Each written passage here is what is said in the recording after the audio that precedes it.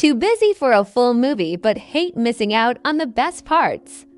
Don't worry, Non-Stop Recap has you covered. We bring you the ultimate breakdowns that keep you hooked from start to finish. Hit like and subscribe so you never miss a blockbuster. Think your family dinner is awkward? Well, unless your guest is a serial killer who wants to turn you into a human puzzle, you're doing fine. Today, we're diving into Cold Fish, a movie that proves tropical fish hobbies are way more dangerous than skydiving. Imagine being so beta that even your daughter treats you like a punching bag. That's our main guy, Shimoto. He's about to have the worst week ever, involving body parts, expensive fish, and a ballpoint pen. Let's get into this madness. Our story starts in Shizuoka. Shimoto runs a tiny, depressing tropical fish shop. At home, dinner is like a silent movie, but with more tension. His daughter, Mitsuko, treats her stepmother, Taiko, like a mortal enemy. It's basically a household held together by sheer awkwardness. Then comes the spark. Mitsuko gets caught stealing at a supermarket. Shimoto arrives, ready to bow 1,000 times and cry, but out of nowhere, a guy named Murata appears. He's like a human energy drink cloud, friendly and suspiciously helpful. Murata doesn't just help, he charms the manager, pays for the items, and makes Shimoto feel like he just met a superhero. He invites them to his shop, Amazon Gold, and boy, is Shimoto in for a surprise. Amazon Gold isn't a shop, it's a fish empire. Murata is the king here. He shows Shimoto expensive fish that cost more than a Tesla. He's fast-talking, flashy, and makes Shimoto's little shop look like a puddle in a parking lot. Murata offers Mitsuko a job on the spot. He claims it'll fix her attitude. He also suggests a business partnership with Shimoto. While Shimoto is hesitant, his wife, Taiko, is impressed by Murata's alpha energy. Red flags everywhere. Does Shimoto see them? Nope. Now, the movie takes a dark turn. Murata isn't just a businessman, he's a predator. He lures Taiko into a back room and rapes her. But here's the twisted part. Murata is such a master manipulator that Taiko becomes strangely entranced by his power. The corruption has begun. Murata introduces Shimoto to a wealthy investor named Tsutsui. The plan, breeding rare fish for massive profits. It sounds like a get-rich-quick scheme because it absolutely is. Shimoto is nervous, but Murata is already counting the money. We also meet Aiko, Murata's wife. She's just as eccentric and high energy as him. They look like the perfect, happy couple who just happen to love tropical fish. But behind that smile is a woman who knows exactly where the bodies are buried. Fresh off securing the bag from Yoshida, Murata decides to cut the ties permanently. Things go from 0 to 100 real quick. Murata poisons Yoshida's drink. As the man dies in agony, Murata doesn't panic, he laughs. He tells Shimoto, "Welcome to the real world, buddy." Shimoto is officially a witness to a murder. Whether it's a calculated move to leave no witnesses or simply fueled by a deep-seated grudge, one thing is clear: Murata wants him gone. Murata explains his philosophy, making people invisible. To him, humans are just meat and bone. If you cut them small enough and burn the rest, they never existed. It's like a DIY project, but with human beings, Shimoto is paralyzed with fear. Then comes the most infamous part of the movie. Murata and Aiko start cleaning up. They do it with the efficiency of professional butchers. They're humming, chatting about dinner, while literally, the body in a bathtub. It's peak dark comedy. Shimoto is forced to help.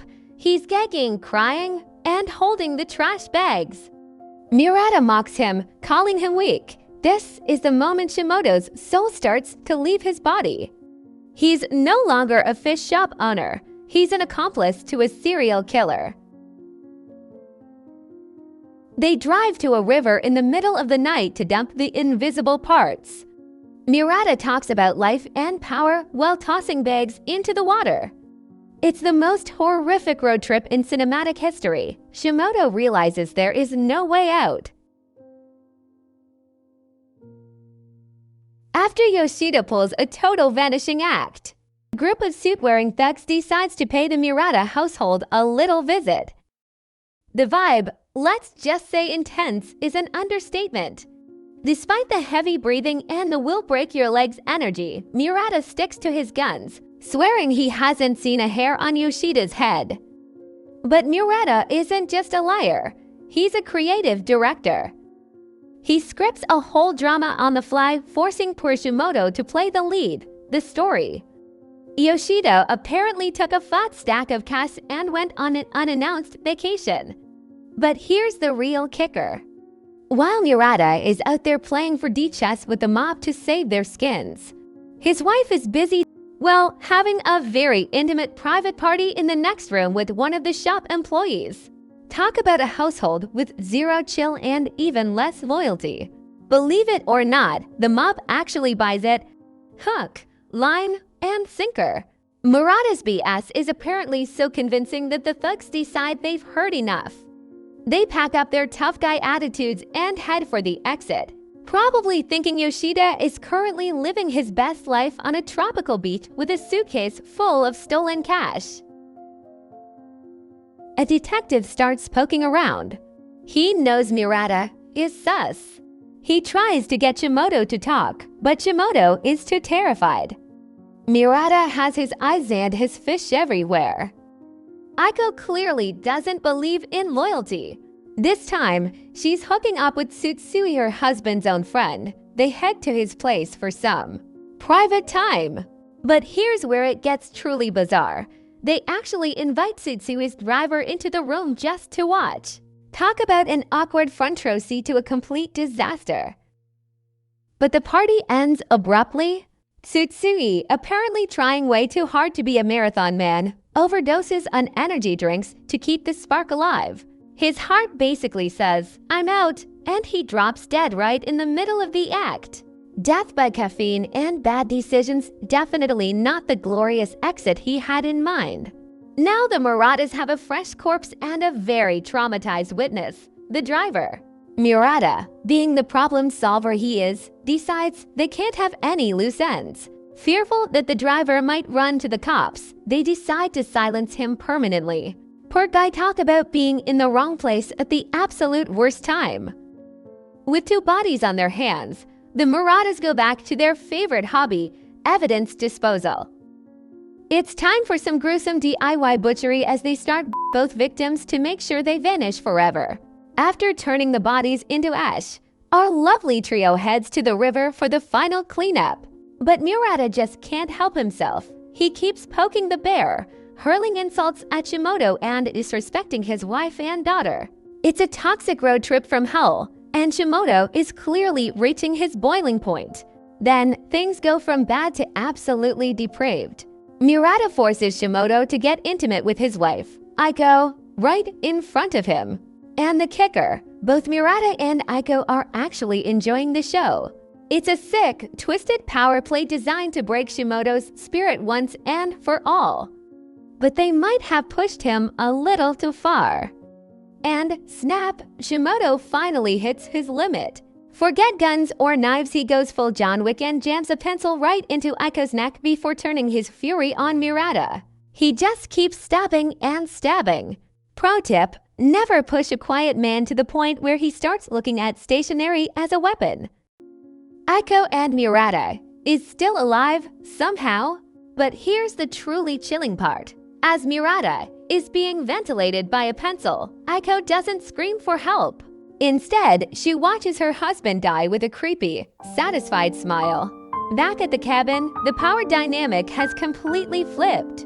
Under Shimoto's cold, lifeless gaze, Aiko finished the job and starts her own husband. The timid, pushover Shimoto is officially dead. In his place is a man who's lost his soul, but found a very dark way to take control. The cold fish has finally learned how to bite. Shimoto has officially snapped. He tracks down his daughter at work, but the nice dad persona is long gone. When she refuses to listen, he doesn't plead, he gets violent. It's a terrifying 180-degree turn from the timid man we met at the start. He's done being the world's punching bag. Back at home, the atmosphere is suffocating. Shimoto has transformed into a domestic tyrant, screaming at his family with a cold, newfound authority. He's become the very monster he used to fear, proving that if you spend enough time in the darkness eventually becomes you. But the bloodbath isn't over. Shimoto heads back to the cabin for one last piece of unfinished business. He puts an end to Aiko, permanently closing the chapter on the Murata legacy. No more manipulation, no more games, just a cold, final silence in that house of horrors. Then comes the grand finale. His wife and his daughter arrive at the cabin. His wife rushed in to hug him. But she never imagined this was her last hug with him, as her husband ended up stabbing her. Shimoto approached his daughter, but instead of attacking her, he chooses the ultimate exit. He commits suicide right before her eyes, ending his own misery in the most brutal way possible. But here's the real kicker. Seeing her father die doesn't break the daughter's heart. Instead of crying, she reacts with a disturbing sense of joy, almost as if she's finally free, or perhaps she's just found her own inner monster. And that's Cold Fish, a movie that reminds us that sometimes the quietest people have the loudest demons. Don't buy fish from strangers, and definitely don't trust a guy who's too friendly. Like, subscribe, and stay safe out there.